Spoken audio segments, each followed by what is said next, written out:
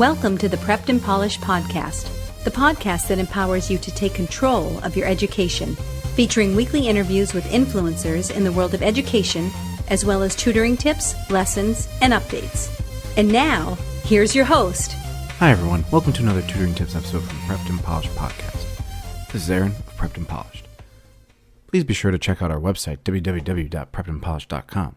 For tutoring in person or online, call us at 781-753-9951 or chat with us instantly on our website. You can also join our Prepped and Polished community on Facebook and Twitter. Just search for Prepped and Polished. And if you have any questions after the show, please feel free to ask us a question on the chat feature on our website. We love hearing from you. Now let's get right into episode number 254 today, the new digital SAT, What to Expect. Today we are going to be talking about the new SAT. The College Board announced a week or so ago, last week Tuesday, about the changes that are coming for the test for the year 2024, and understanding how this will be a pretty big game changer for how students and fellow tutors will prepare for this kind of college entrance exam. So what we're going to do today is we're going to talk about pretty much what we know and what we don't know about this test, focusing first on a few of the items that are known, and then moving into some speculation and some ideas that we are thinking will be part of the conversation over the next couple of years, leading into the full administration in 2024. Now, for a few highlights, as many people have noted, for the test, they have decided to first of all, make it digital, which is a very big difference from its original paper-based testing. Prior to COVID, there was discussion of creating a digital as well as paper-based test.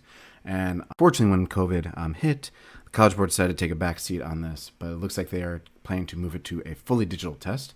It will be shorter, to 2 hours. There will be, quote-unquote, two sections of the test, a critical reading writing side of the test, as well as a math section of the test. There will be calculator use for all the math, as opposed to right now where only part of the math is calculator usage. And the passage length and questions for the critical reading writing side of the test will also change to have only one question per passage. Now, that's kind of the highlight reel. We're going to go into a little bit more specifics here. What we know is that the timeline for the SAT is that it will be available in digital format starting in 2023 for international students, only international test takers. The U.S. will get a form of the new digital version of the SAT for the PSAT in October of 2023. Then in 2024, it will go into full effect for the SATs. Now, this will most likely affect the current 9th graders class of 2025 moving forward. In terms of the format of the test, there will be two sections to the test, a critical reading writing and a math section. There will be a 10-minute break between the two sections, but in each of these sections, there will be two individual modules for each one. So there will be two critical reading writing sections and two math sections. Now, the first of both of these will be section adaptive, and that means that students will experience a certain level of difficulty of questions, and based on how they perform on those questions, the next module will adjust accordingly, suggesting that if students do really well in the first half, they will receive a harder section on the next one. Similarly, if they don't do as well in the first section, the second section will be perceptively less challenging and will therefore affect their score. In terms of the tools that they'll be able to use on the test, there will be a navigation system within the same model, so a student will be able to flip between questions, go back and forth, click certain questions, assuming you can go out of order and go back over it within the module before you progress to the next one. There will also be a countdown timer, either enabled or hidden on the test, so that you can kind of keep track of your timing. This is going to be so helpful for students who need just a little bit of extra help in terms of managing their time from one section to the next, or noting how much time they have at the end of the section. There will also be a built-in graphing calculator. Now, it's unclear what type of graphing calculator, if it will be a TI-89, TI-84, pretty much any kind of Texas Instrument, but a student will also be allowed to use a personal calculator if they so choose, as long as it's under the approved category for the College Board for the SAT. As of right now, however, I do not know if they will be adjusting any kind of recommendations or requirements for the calculator section, for the calculator usage for that section of the test, so that might change. There will also be common math formula sheet included on the math section. Again, unfortunately, we don't know if this will be different or the same as the current math formula sheet that they have on the no calculator and calculator section tests of the current SAT. But if there are changes to that, we'll make note of that as soon as we can. Finally, there will be more time per question, but there will also be fewer questions for each section. So it's going to be up to the student to manage his or her time throughout the test. Now, in terms of content, I mentioned this before. For the critical reading writing side, there are going to be shorter passages with kind of one question per each passage. It's a little bit unclear if it will only be affecting the reading side or the current style of the writing and language section, which could include a passage with a couple of questions. But if they do shorter passages, it's unclear if that passage length would be just one paragraph, several paragraphs worth. But they can say that it will just be one passage, one question related to that passage, which I think definitely will be for the reading section. Now, this might be beneficial for some students, depending on the passage. So it's going to be a matter of understanding what kind of quote-unquote richer passages they're going to have for the reading section, as well as the writing language section, to see how exactly that will affect the student's approach to choosing which passages to maybe initially answer or skip over and come back to. For the math, they've stated that there will be less wordier questions, calculated throughout, as I said, formula sheet throughout, but it's unclear what they mean by less wordier questions. There are some questions that are definitely word-based problems that are challenging for students currently, but there are also experimental questions or data analysis questions. So it's unclear how those questions will be affected by this, and or if there will be a different kind of question distribution as a whole for the math section, or if they will continue to keep the same level of math content that they have been using since the College Board's first iteration of the new SAT. The College Board has also given a little bit of information about the dates and locations for the test taking. Students are able to use their own computers or even their tablets, or use the computers that are offered at the testing center. Now, the College Board is trying to get more in-school test taking done.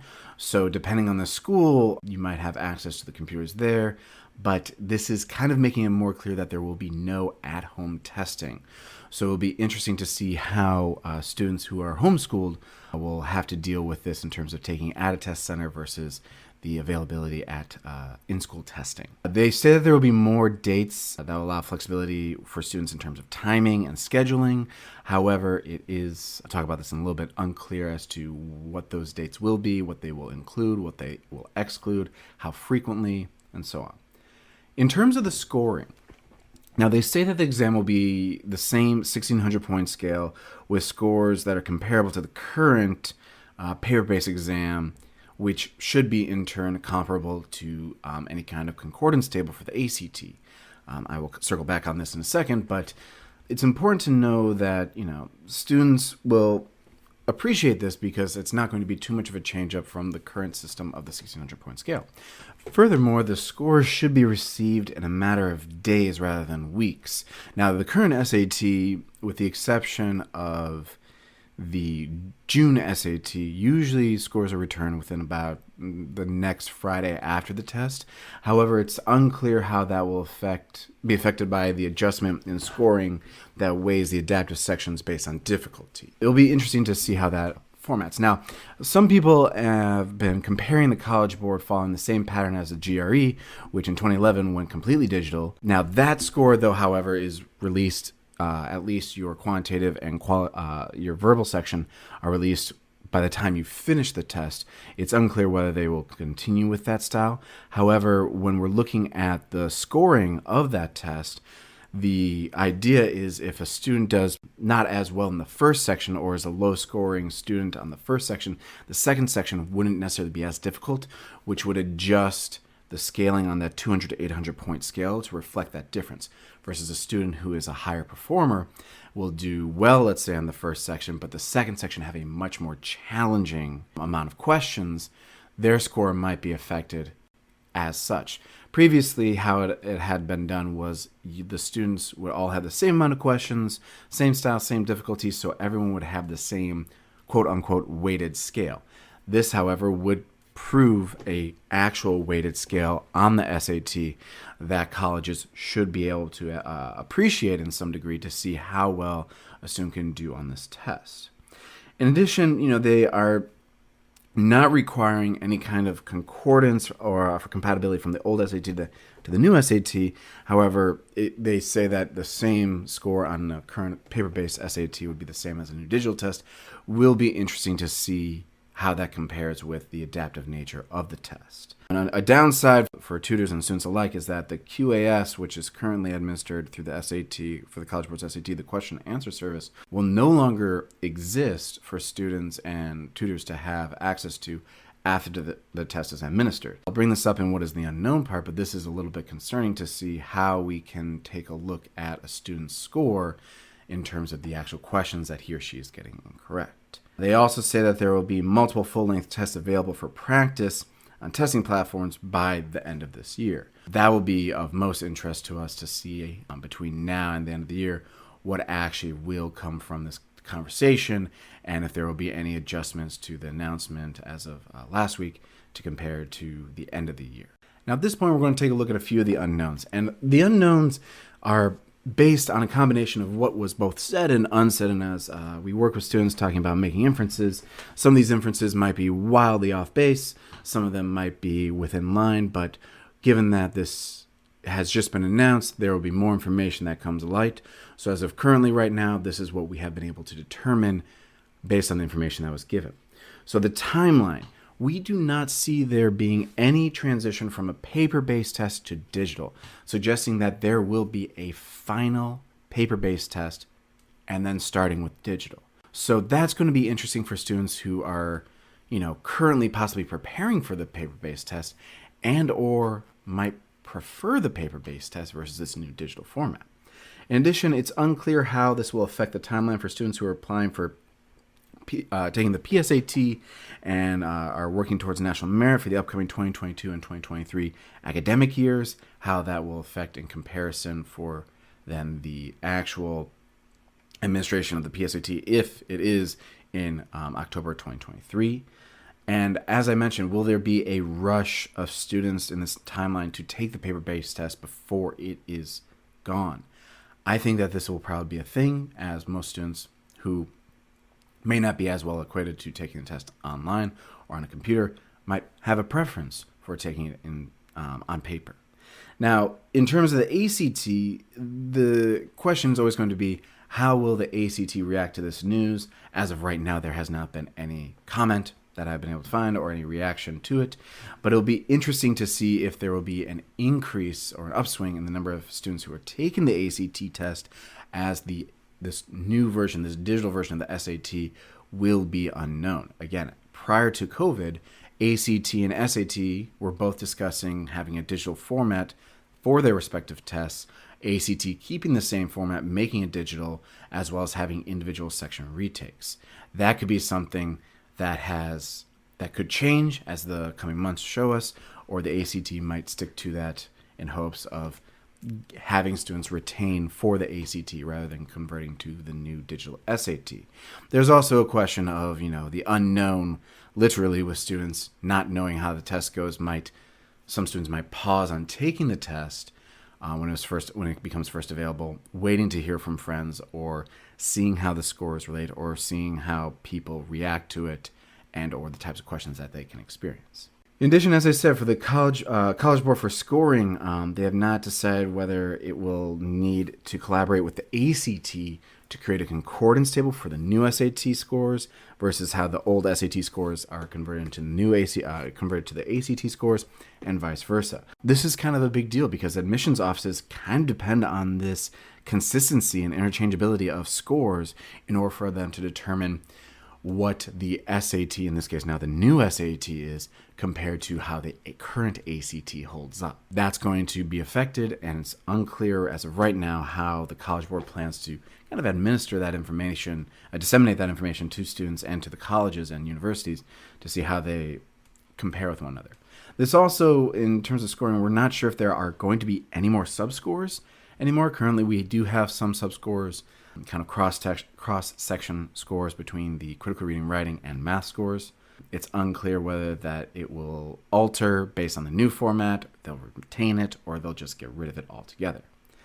What is also unknown, for a lot of our students, some of our students have accommodations that require a little bit of finessing with the paper format that has been previously established for them and has made it a straightforward process of how they can take those accommodations and apply it to the test. For example, if a student has a reader for the reading section, or if they need larger print or double time or calculator used throughout. Now that last one, of course, if the calculator is going to be used throughout the test, a student will be able to use that. But having it on digital format might pose a bigger challenge for some students who are used to annotating, interacting with the text in a paper-based format. I assume that there's going to be some form of highlighting function allowed on the test for the reading section so students can take notes in some capacity or have scrap sheet available to take notes on the problems that they're answering for the reading and writing language section, as well as doing maths and figures for the math section. Now, in addition, in terms of dates and fees, we don't really actually know any specific dates mentioned, whether or not they're going to stick with the current format for the College Board SAT test, which, for the exception of both March and August, has always been historically the first Saturday of the month.